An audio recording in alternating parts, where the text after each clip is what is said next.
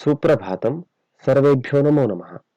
मैं गणेश हेगड़े आपके संस्कृत शिक्षक हूँ और आज हम क्लास 9th के संस्कृत सिलेबस के बारे में पढ़ेंगे। संस्कृत पाठ्यक्रमः कोड नंबर 122 कक्षा 9वीं 2020 और 21 के वार्षिक पाठ्यक्रम वार्षिकम मूल्यांकनम। कुल 80 मार्क के प्रश्न पत्र होंगे। उस प्रश्न पत्र में 4 खंड होंगे, क ख ग घ। तो इसमें पहला खंड अपठित अवबोधनम होगा, वो भी 10 मार्क के लिए।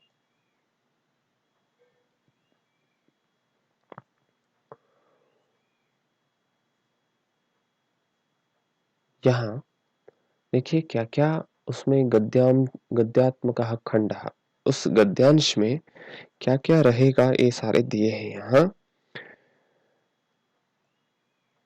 100 शब्द परिमितः गद्यांशः, 100 शब्द तक एक गद्यांश दे देंगे, शब्दों का एक गद्यांश दे देंगे। और सरल कथा हो सकता है और वर्णनम वा कोई कुछ चीजों के वर्णन भी हो सकता है। उसमें एक पद पूर्ण वाक्य करके अवबोधनम है और उसके बाद शीर्षक लेखन है, अनुच्छेद आधारितम भाषिक कार्यम है। भाषिक कार्याय तत्वानि कर्तृ क्रियापद पदचयनम, कर्तृ और क्रियापद चयन करने के लिए आपको प्रश्न देंगे और उसके बाद कर्तृ क्रिया अन्विति ही उसको अन्वय करना, विशेषण विशेष्य और पर्याय विलोम पद चयनम, पर्याय पद चयनम विलोम पद चयनम, इसके लिए आपको कुल 10 मार्क मिलेंगे। उसके बाद ख खंड है, इसमें रचनात्मक कार्य होगा। रचनात्मक कार्य 15 अंक के होंगे। इनमें से अनौपचारिकम अथवा औपचारिकम पत्रम, ऑफिशियल अनऑफिशियल लेटर, पत्र लेखन होगा। वो भी मंजूषा मिलेगा आपको और मंजूषायाः सहायतया पूर्णम पत्रम लेखनीयम, उसके सहायता से पूर्ण पत्र को लेखन करना है। बच्चों अब तक आप क्या कर रहे थे? कुछ बच्चे ऐसा करते हैं, मंजूषा में जो शब्द दिए गए हैं उसको नंबरिंग करके, मतलब 1 2 3 4 ऐसा करके वो सिर्फ और सिर्फ शब्दों को लिखते जाएंगे। वो गलत है। पूर्ण पत्र फिर से लेखन करना है आपको, इसके लिए 5 मार्क है। उसके बाद चित्र वर्णनम अथवा अनुच्छेद लेखनम, एक चित्र दे देंगे, उसके आधार पर 5 वाक्य लिखना पड़ेगा और या तो अनुच्छेद लिखना पड़ेगा, पैराग्राफ। तो इसके लिए भी आपको मंजूषा दिया जाएगा। तो 5 वाक्य सही से लिखना है, उसके लिए भी 5 मार्क है। और हिंदी भाषायाम आंग्ल भाषायाम वा लिखितानां पंच सरल वाक्यानां संस्कृत भाषायाम अनुवादः, हिंदी भाषा से या तो आंग्ल भाषा से संस्कृत भाषा में अनुवाद करना है, उसके लिए भी 5 मार्क है।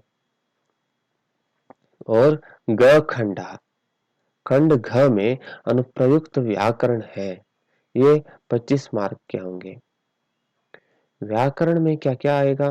पहला है संधि कार्य। संधि कार्य में स्वर संधि, व्यंजन संधि और विसर्ग संधि, तीनों संधि है। लेकिन स्वर संधि में 5 संधि है, दीर्घ संधि, गुण संधि, वृद्धि संधि और यण संधि और अयादि संधि।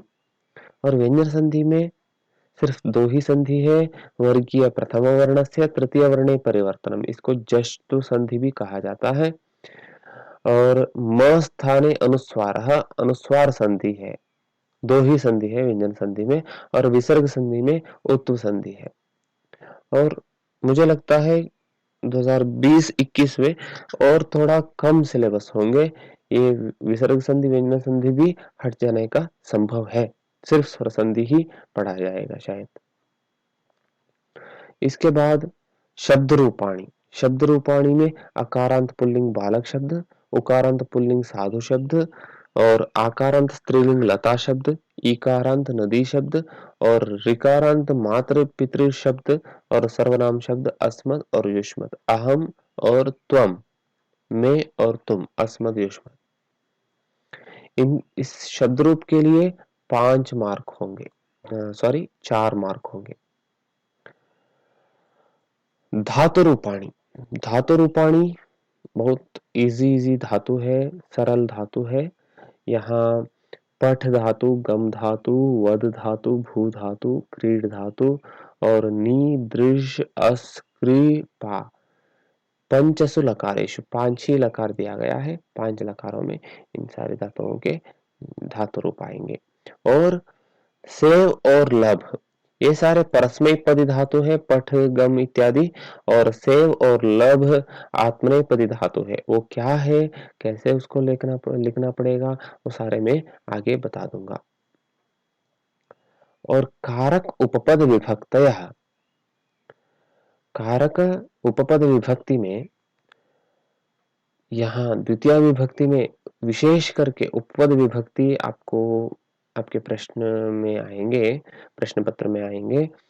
यहाँ उपपद विभक्ति में द्वितीय विभक्ति के लिए कौन कौन सा शब्द है और तृतीय विभक्ति, चतुर्थी विभक्ति, पंचमी विभक्ति, षष्ठी विभक्ति और सप्तमी विभक्ति में कौन कौन सा उपपद है और इनको लिखने का तरीका, लिखने की तरीका क्या है और किस संदर्भ में, कौन कौन से संदर्भ में इसको लिखना पड़ेगा और इन विभक्तियां आएंगे, ये सारे चीज हम आगे पढ़ेंगे। इसके लिए 4 मार्क होंगे।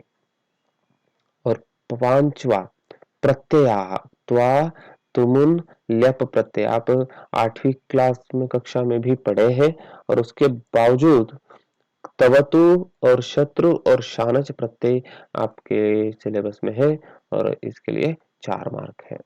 मिड टर्म में 3 प्रत्यय और अगले मिड टर्म में मतलब एनुअल में 6 प्रत्यय होंगे। संख्या 1 से लेकर 100 तक, आप 1 से लेकर 100 तक संख्या पढ़े हैं, तो यहाँ भी आप संख्यावाची शब्दों को वाक्य में कैसे लिखना है, ये सारे इसके बारे में एक प्रश्न होंगे। और 1 से 4 तक केवलम प्रथमा विभक्ति में ही प्रश्न होंगे। तो ये 3 अंक के। उपसर्ग, उपसर्ग आ, वि, प्रति, उप, अनु, न्यन, प्र, अधि, अप, नि, अव, इन सारे उपसर्गों को जोड़ना और उपसर्गों को अलग अलग करना, ये सारे प्रश्न आपको आपके प्रश्न पत्र में मिल सकते हैं। ये सारे अनुप्रयुक्त व्याकरण के बारे में हो गया, 25 मार्क का है वो। घ खंड अंतिम खंड है पठित अवबोधनम, आपके शेमुषी भाग, शेमुषी पाठ्य पुस्तकात अधिकृत्य, पाठ्य पुस्तकम अधिकृत्य, ये 30 मार्क के होंगे प्रश्न। गद्यांश, एक गद्यांश, एक पद्यांश और एक नाट्यांश देंगे 5-5 मार्क के लिए, उनके ऊपर प्रश्न भी होंगे। उसके बाद वाक्येषु रेखांकित पदानि अधिकृत्य चतुर्णाम प्रश्नानां निर्माणम, प्रश्न निर्माण, प्रश्नों को निर्माण करना अंडरलाइंड वर्ड को यूज करके। उसके बाद श्लोकान्वयः, श्लोक अन्वय करना है, मतलब श्लोकों को वाक्य रूप से लिखना आना है, उसमें भी मंजूषा आएंगे आपको, कोई दिक्कत नहीं है। और घटनानुक्रमानुसारम कथा लेखनम, तो इसको लिखना आना है आपको, कौन कौन से मतलब कौन सा वाक्य पहला आएगा कहानी में और कौन सा वाक्य बाद में आएगा, ये सारी चीज आपको ध्यान से पढ़ना है, तब भी आपको समझ में आ जाएगा। पर्याय पदानां विशेष्य विशेषणानां विशेषण पदानां व मेलनम, पर्यायवाची पदानां तो संयोजनम, इसका मतलब यह है कि मैच द फॉलोइंग जैसे देते हैं उसको मेलन करना। उसके बाद पाठ्य पुस्तकम, पुस्तक शेमुषी संस्कृत पुस्तकम से कौन कौन सा परीक्षाएं निर्धारिता पाठ, परीक्षा में कौन कौन से पाठ आ सकते हैं, ये आपको यहाँ दिया गया है। देखिए पाठ संख्या, द्वितीय पाठ, प्रथम पाठ नहीं है, स्वर्णकाकः मैंने आपको पहले भी कहा था, पहले पढ़ाया था। और तृतीय पाठ गोदोहनम और कल्पतरुः सूक्तिमौक्तिकम मौक्तिकम और भ्रांतो बालः लौह तुला सिकता सेतुः जटायो शौर्यम पर्यावरणम और वाङ्मनः प्राणस्वरूप। ये सारे पाठ आपके परीक्षा में आ सकते हैं, लेकिन मुझे लगता है 2020-21 में और थोड़ा कम सिलेबस हो सकते हैं। पहले तो हम पहला पाठ द्वितीय पाठ तो करेंगे, द्वादश पाठ एकादश पाठ द्वादश पाठ शायद नहीं हो सकते हैं, ठीक है। और आप टाइम टू टाइम जो जो इंस्ट्रक्शंस आएंगे वो हम देते रहेंगे, आप उसको उसके अनुसार पढ़ते रहिए, ठीक है बच्चों। और निर्धारित पाठ्य पुस्तक है आपके लिए, एक है शेमुशी संस्कृत के लिए बच्चों, एक है शेमुशी और एक अभ्यासवान भव और एक व्याकरण वीथी। व्याकरण वीथी व्याकरण के हैं और अभ्यासवान भव आपको व्याकरण के प्रैक्टिस के लिए है, ठीक है। और एक्सरसाइज बुक है ये, और ये शेमुशी पाठ्य पुस्तक है। हम उसके पीडीएफ भी आपको एनसीईआरटी में मिलेंगे, वो भी आप डाउनलोड कर सकते हैं। हम टाइम टू टाइम आपको इंस्ट्रक्शंस भी दे देंगे, वो भी आप फॉलो करते रहिए, ठीक है बच्चों। हम अभी व्याकरण अनुप्रयुक्त व्याकरण के पाठ शुरू करने वाले हैं, तो उसके लिए रेडी हो जाइए। ये सारे सिलेबस आपके माइंड में रहे। अगले वीडियो के साथ मैं फिर आपसे मुलाकात करूंगा। तब तक नमस्कार, धन्यवाद।